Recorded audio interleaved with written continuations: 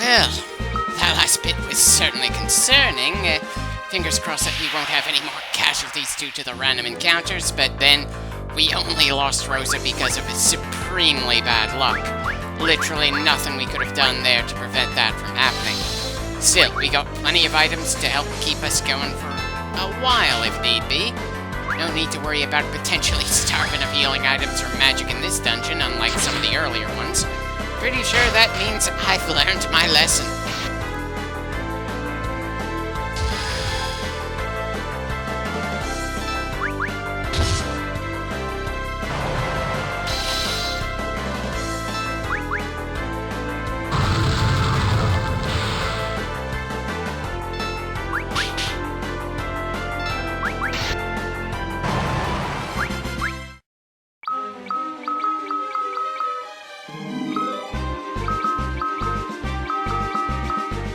Part of me feels like maybe I should be using Cecile's MP for healing, since he's a much worse healer, so there's no harm in him getting exhausted as compared to Rosa. But then she's not only got a hell of a lot more MP than him, she does so much healing per shot that it's just not that much of a problem. What is a problem here is the encounter rate. I mean, seriously, one goddamn step, and we end up in yet another fight? I'm pretty sure that's the sort of thing that inspired the Pixel Remaster to have a button that turns off random encounters altogether. Still, I suppose it's part of the fun to go through one of the clunkier iterations before going to the stuff where they give you options to get around some of the more frustrating aspects of the gameplay. Not that I'm going to be doing any of those games in any particular order.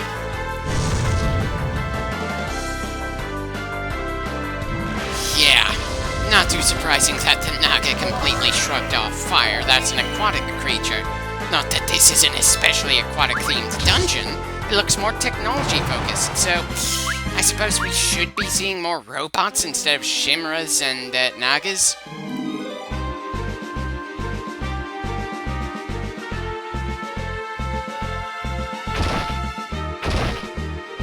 So, we enter that door by going north, but the door exit is in the south. Not the worst annoyance I've ever seen, but still a bit disorienting.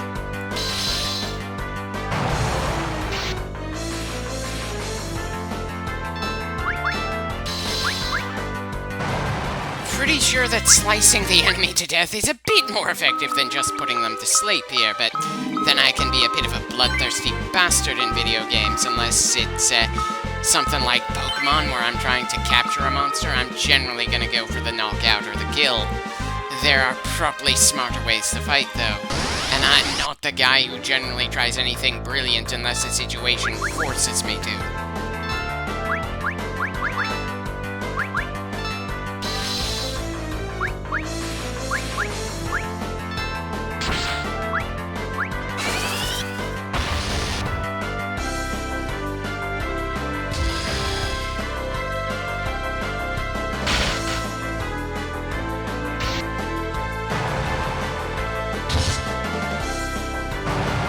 Definitely a good thing that Cain didn't just drop on top of an enemy that didn't exist anymore.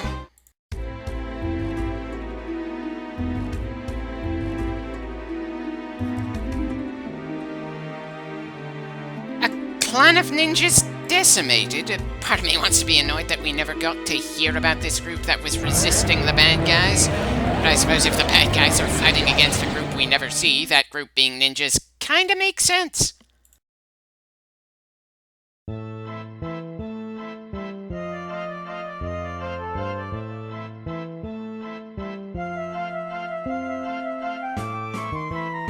Considering the music in the background, you're not supposed to be taken seriously.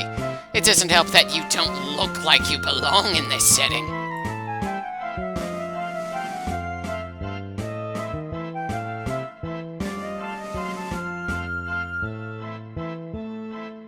Are you completely unaware of the battle going on just outside of the tower?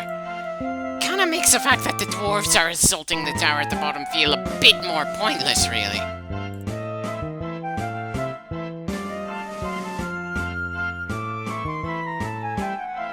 brains that we only just heard about and had as little build-up as the three sisters we had to fight back in the Tower of Zot. You are a throwaway bastard, and I don't think I'm gonna remember you after this.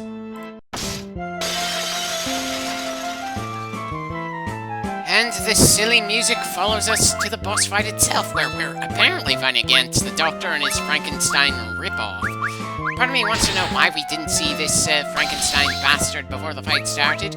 The other is just way too used to getting into fights against things we never saw with no warning around here.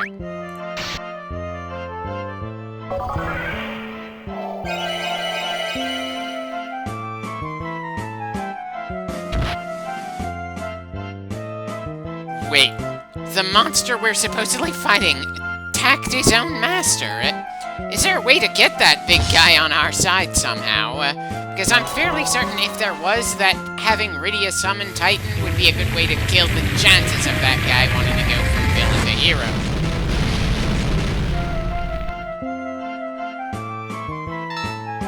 Well, the Doctor can certainly take a beating. Pretty surprising considering he's wearing something that looks like it came from modern day, and he's getting slashed with swords and spears. Is there going to be a time travel thing in this game to justify why someone in a lab coat is fighting people in plate mail armor?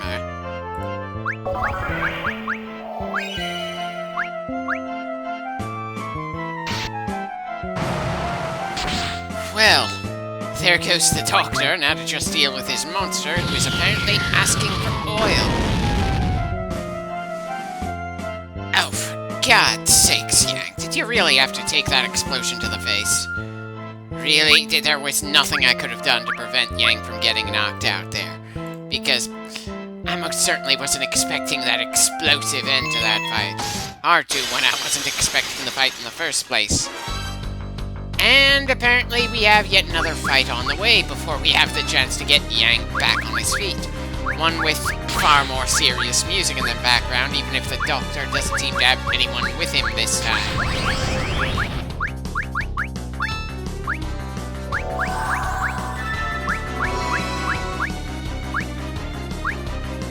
Is that supposed to be a zombie or a robot? It's kind of hard for me to tell, though I suppose it doesn't really matter all that much. We just need to take him down and not bother asking if he transformed into that thing or if he just stripped off his skin suit or something. All in all, there's no sense to be had here. Hell, you could argue that for the entire game. So let's just see what we can do.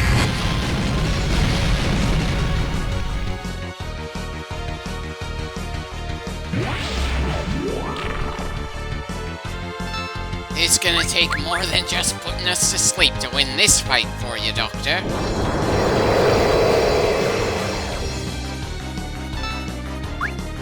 Well, I suppose trying to inflict poison is a step in the right direction. Not that I'm seeing the usual indicator for poison here.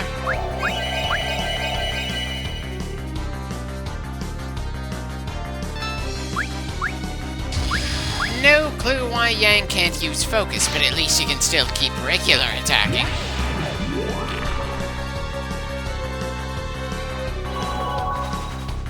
This guy's just pulling off status effects after status effects here. Annoying as hell, but not something that's gonna make me feel all that panicked. So far, nothing it's doing has been doing any real damage.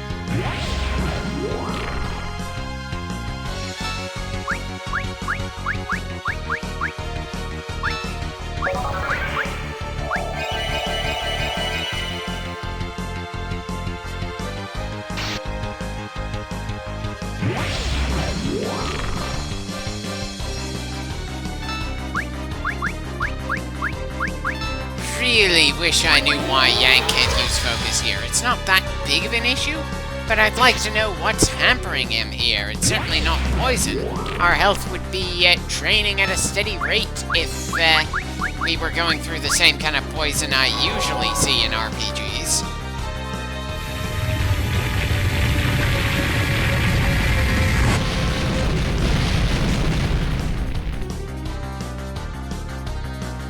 Titan is certainly putting the work in here, that's for sure. Not that Kane or Cecile can do any damage when they're being forced to take a nap. If nothing else, the good Doctor is doing quite the job at stalling us out. And as I say that, we finish him off.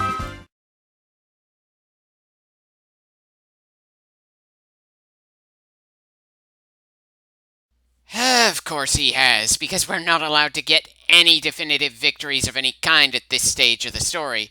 Things just have to keep on becoming more and more bleak, all to increase the drama of this story. When we've been given so much cheaply thought out drama, it's impossible to really give a damn. Ah, well, we're getting some good fights and seeing some interesting locations. The gameplay overall is good. I can keep on going even if the story has pretty much lost me by now.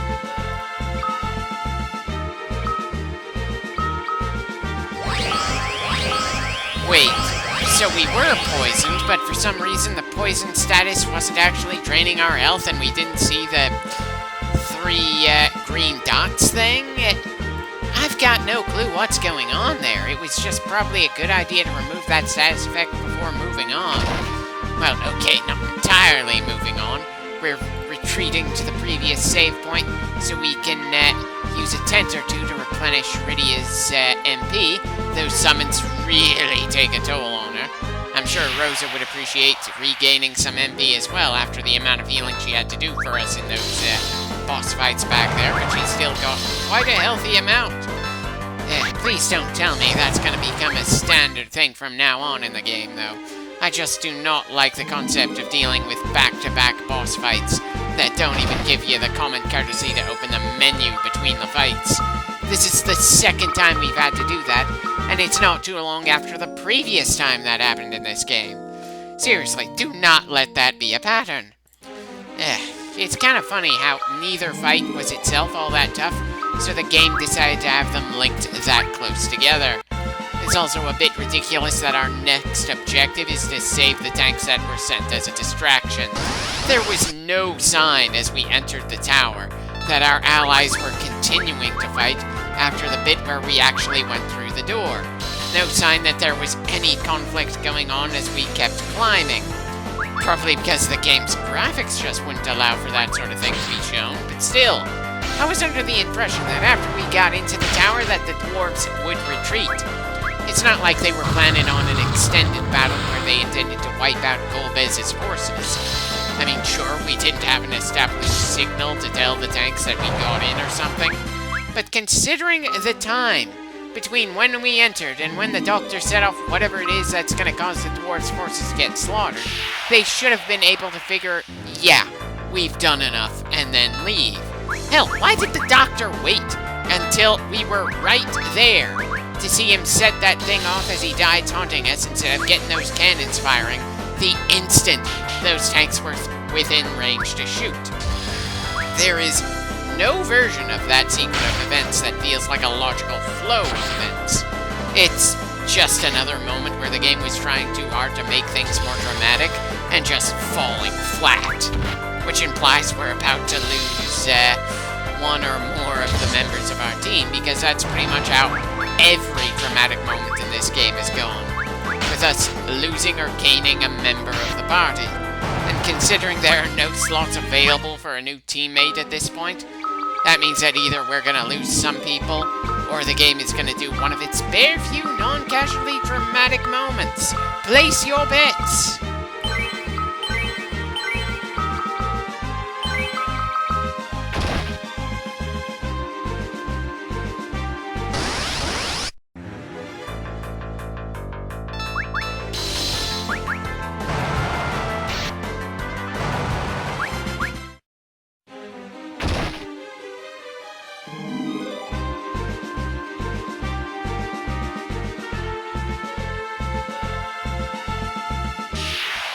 Oh, come on. We were pretty damn close to the door that needs the key we just gained.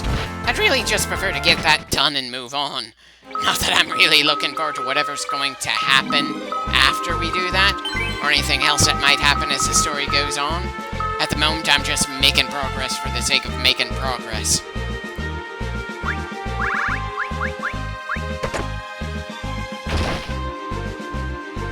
So, the bad guys in here have red hoods. Does that mean they're more or less dangerous than nameless goons with black hoods?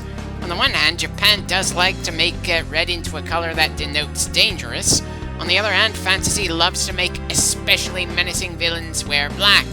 It can be a bit tough to tell sometimes, but here, it apparently doesn't matter either way. This encounter is as throwaway as it gets. Most of the random encounters in this tower were tougher than this fight.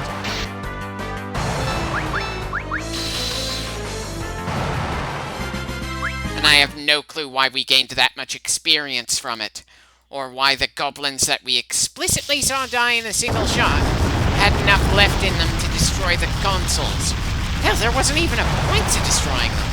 It's not like any of the members of our team are known for being able to use computers. Hell, this tower is the only time we've seen any computer consoles in the entire game.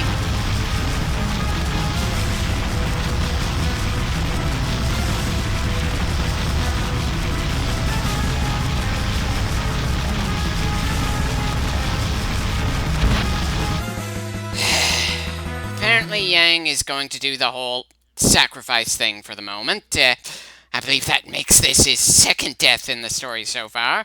The first time, I was more worried about what was going to happen to Rydia, and maybe a little concerned for Edward, since he didn't feel like someone who should have been put in the hero's party in the first place.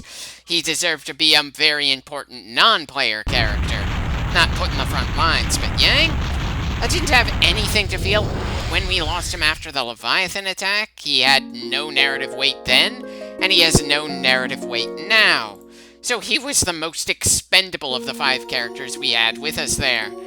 We've lost some utility in battle, but nothing that will outright screw us over as we keep pushing onwards. He wasn't as critical as Rosa is as a white mage.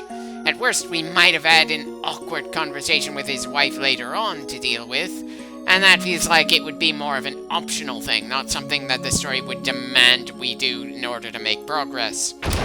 Really feels like such a shame that we have so little to say about Yang, considering how much of the game he's been with us. When we lost Hela, it was the culmination of his motivation to try to gain vengeance for his dead daughter. He severely injured the main villain, but didn't have enough left in him to finish the job, and he just expired on the spot. A bit sad for him, but Edward, well, he was grieving about his dead fiancé and countless people in his kingdom, but didn't seem to have any rage in him like Tella did, and no combat ability. He literally just brought a frickin' musical instrument and hoped for the best. And he's been sleeping off the majority of the story after a short stint as a playable protagonist. Helped us out against the Dark Elf, but I'm afraid his biggest moments are going to be in the spin-off titled The After Years, something that I'm afraid I'm not going to go through at all. I managed to push myself to record the main game and interlude, but I just couldn't push myself to go from beginning to end with The After Years. Bit of a shame, since there are some good character moments in that game for some of the people in this game, but I was just not having any fun in that world by that point. And when you're not having fun with a game on any level, then why the hell are you bothering with it anymore? Anyway, back to my previous topic, how I felt about characters getting killed and leaving the team in this game. Rydia's was probably the most infuriating for me, mostly because of the potential character development I kept envisioning between Rydia and Cecile, but for some reason, he barely reacts to her seemingly dying. It was Yang who leaped to try to save her, not Cecile. Cecile was just there to yell the names of the people we were losing, ignore all the nameless people on the boat, then wake up and just move on after that with barely a look back and no sign of depression. And the fact that Rydia came back aged around a decade just made me groan and ask why.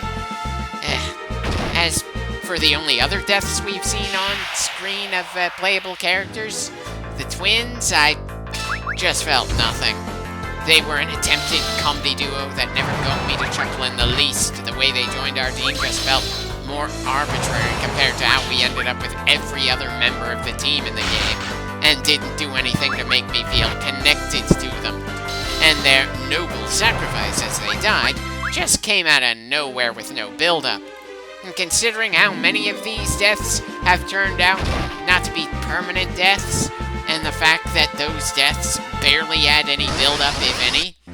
Is it any surprise I feel nothing for Yang locking himself in a computer room, and then something blowing up with him still in it?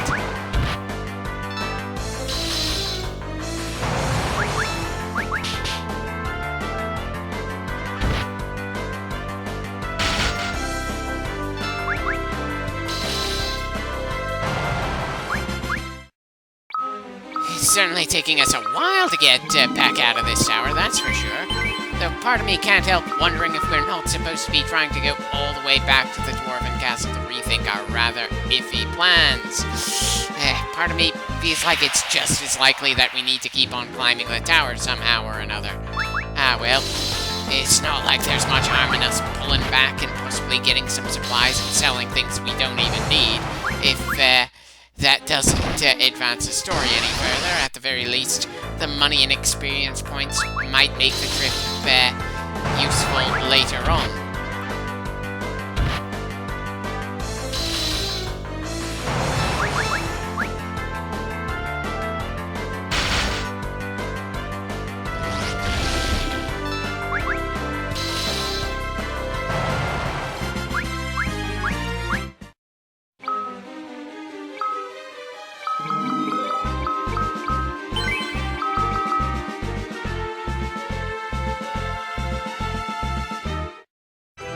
If we keep amusing you, then why is one of your goals to kill Cecile specifically? Yeah, I figured the voice out of nowhere was Golbez based on the background music.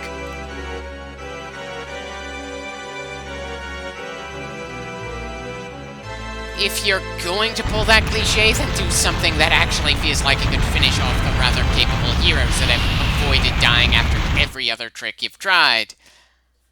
I'm sorry, what did we just witness there?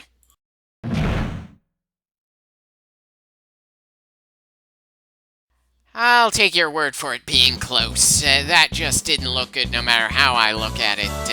I suppose the 3D remake could make it more interesting visually at any rate, but in terms of narrative, I didn't feel like our heroes were actually in any danger.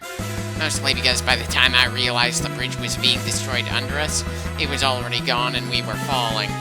If Golbez has that kind of awareness, that lets him know if we're walking on his bridge so he can destroy it while we're there, why didn't he do so when we were first trying to enter the place? I don't think the dwarves distracted them that much.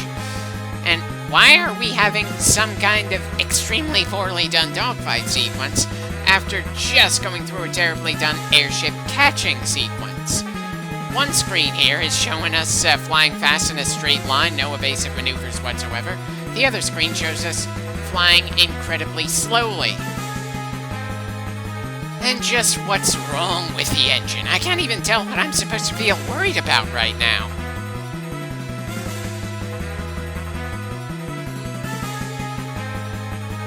I'm sorry, what bomb? And why can't we just fight against the other airship that came out of nowhere and is chasing after us? We have several cannons on the side of our ship. Seriously, Sid, you aren't even a member of the party at the moment. You don't need to pull off a death scene here.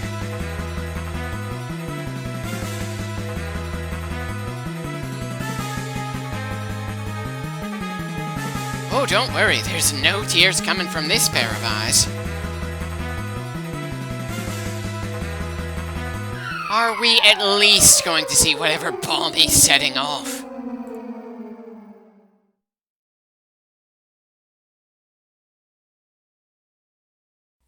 Yeah, we'll just have to see if this is a permanent death like Tellez or a temporary one like so many of the others around here. So Yang dies in an explosion where we never see his body after it, and Sid dies in a separate explosion where we never see his body after it. Why the hell didn't they just go out in the same time explosion to make it a little less cumbersome? Especially since they happened so close together anyway. Well, not everyone, Kane. Yourself, Rosa, and Cecile haven't had any death scenes, false or otherwise.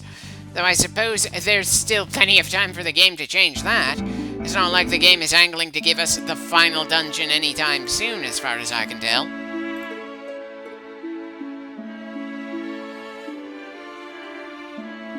Right.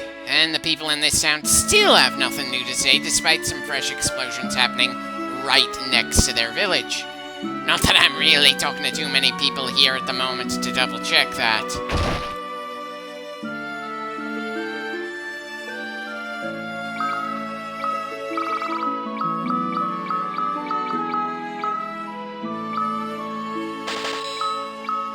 Okay, mostly just offloading stuff we're probably never gonna need ever again.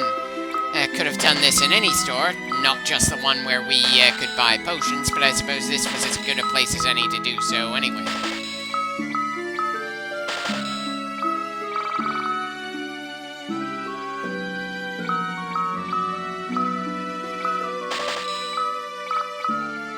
No way to buy high potions above ground, but I suppose an obscene number of regular potions should do the job, especially since Rosa can do so much good healing that we don't strictly even need potions.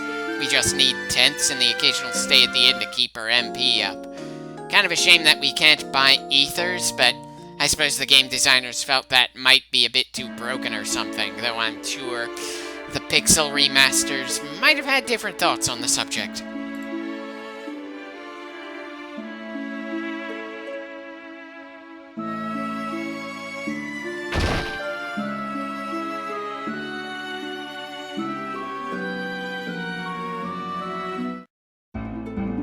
Okay, once we fly to Baron, that seems like as good a time as any to save. Things have certainly happened that I would rather not have to repeat. That's always a good indicator for saving. Good God, do I wish that the way we lost Sid and Yang felt less bullshit. But unfortunately, this story feels like it thrives on bullshit, and I don't think we're anywhere near done with it.